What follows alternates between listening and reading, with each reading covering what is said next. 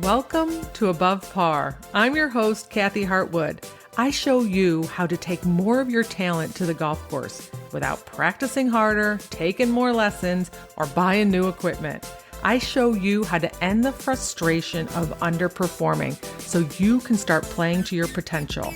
This is where you are going to learn how to think above par so you can play below par. Let's get to it.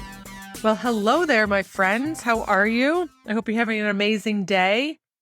Thinking about golf, if you're not playing golf in Florida or Arizona or Texas or the few states that it's warm enough to play golf.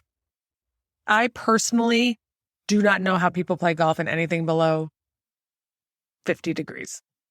Pretty much 50 degrees. So there's lots of parts of the country that are not above 50. So to me, it is too cold. I'm a very warm weather golfer.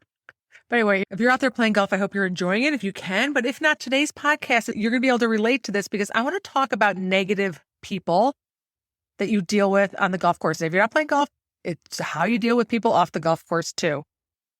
And talking about negativity, it's just important to understand that all of us are a little negative by default. Our brain is designed to just give us a heads up, warn us about all the things that could go wrong, show us where all the trouble is.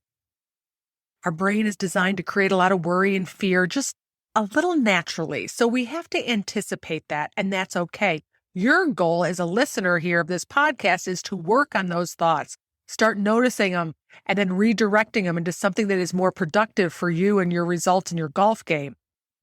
It is not to try and make negative thoughts go away. That's not going to happen. So when you're on the golf course and you're playing and you're working so hard on your thoughts, you're doing so much thought work around your golf game and you notice negative thoughts come up, don't take that as an opportunity to judge yourself. You just have a human brain doing its human thing. Just decide at that moment that you're not going to listen to them, that you're going to decide to think something else on purpose. That's it. What happens is we get so judgmental. We try and be so positive and upbeat, and we don't want to be a negative person, and then we get upset when those negative thoughts come in. It's just part of the deal, just part of having a human brain. So just acknowledge them, say, I see you, I hear you, but not today, my friend. I'm going to decide to think something on purpose. And that is so empowering in itself because otherwise you let those negative thoughts take over and run the show.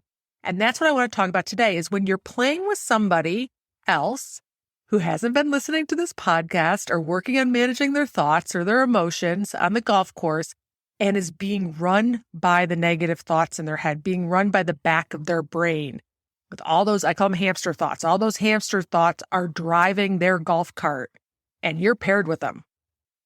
So what do you do? Let's distinguish first that this is your partner. You want this person to play well, right? They're with you as a team. So your partner is being very negative, and that negativity is starting to affect you now, or you're allowing that negativity to affect you. The first thing you have to understand is that we're negative. People are going to be negative. We can't wish someone different. You're only going to suffer if you find yourself saying, I wish she wasn't so negative. I wish he wasn't so negative. I wish things were different than they were. You're only going to suffer. You're arguing with reality.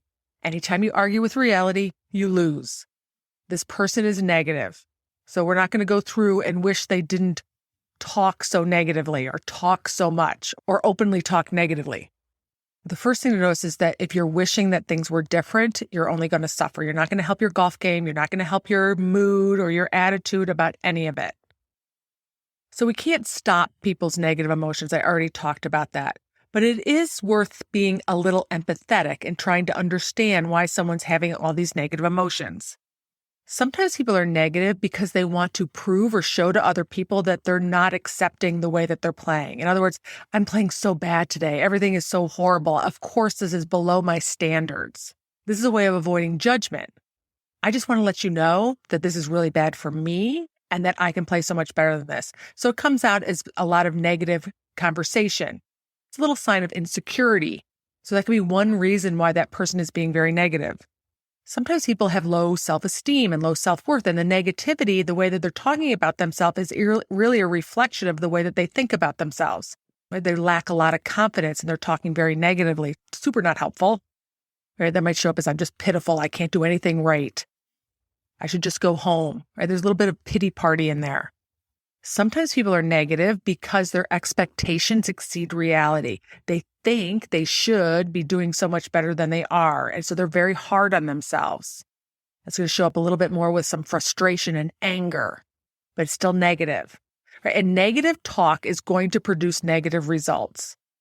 And that for sure is not what we want to have happen on the golf course. So what can you do when this is in your group and it's your partner and they're being very negative for one of the reasons that I just listed?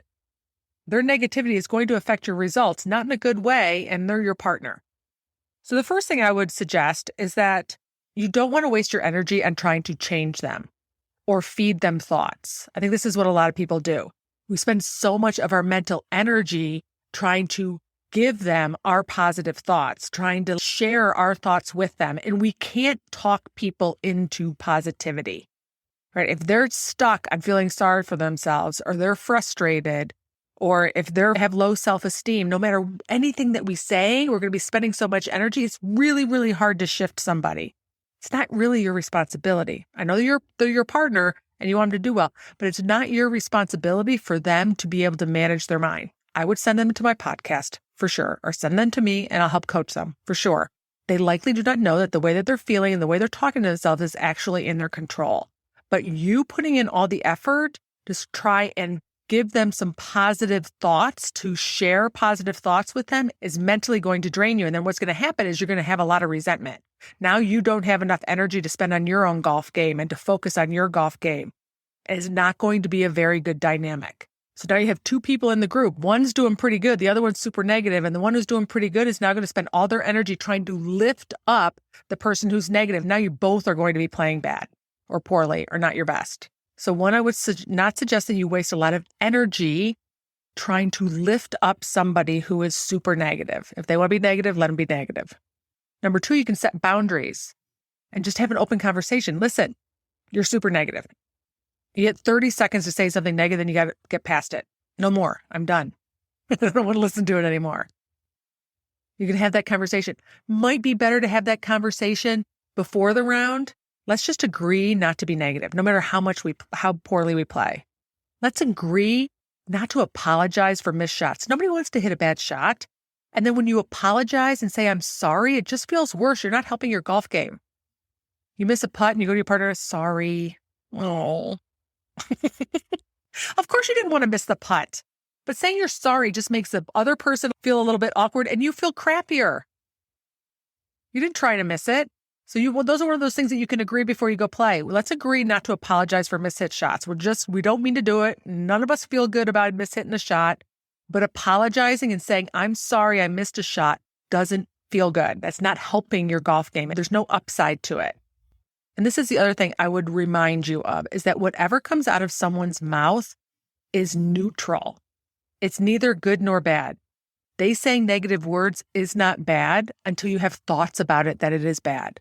So you work on your own thought management. You work on letting them say whatever the heck they want to say, and then work on deciding what you want to think about it.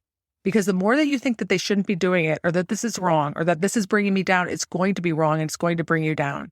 Just decide what you want to think about what's coming out of their mouth and how you want to stay focused on your own game. So don't waste your energy on trying to change their thoughts. It's only going to lead to resentment. Set boundaries and say, listen, you have 30 seconds to be upset. Let's agree not to apologize for hitting bad shots on the golf course.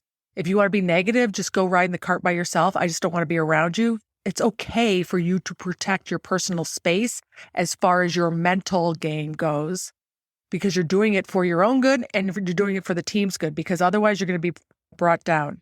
And then manage your own thoughts about what they say. Decide what you want to think about it.